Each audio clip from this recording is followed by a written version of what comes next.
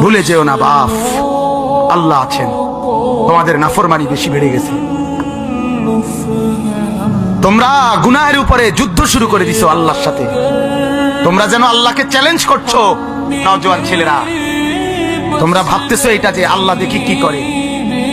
হ্যাঁ, ভিক্ষার থালা হাতে নামাই দিবে। ভিক্ষার থালা, ভিক্ষার থালা। 27 বছর তোমাগো কাছে কেউ কিছু বলে না। দুঃখের কথা আমগো কাছে বলে, দোয়া চায়। রাত 11টা 10টার পরে আমার মোবাইলে রাত্রে অধিকাংশ কল আসে, বিদেশি কল। ফোনে কাঁদে, হুজুর 27 বছর বিদেশ করছি, এখন বাড়িতে 2টা গরু কিনছি, সংসার যেন কেমনে চলবে জানি না। এইভাবে বাপরা পেরেশান। যারা কামাই রোজগারি করে তারা বড় অস্থির। আর লম্পট ছেলের কোনো খবরও নাই।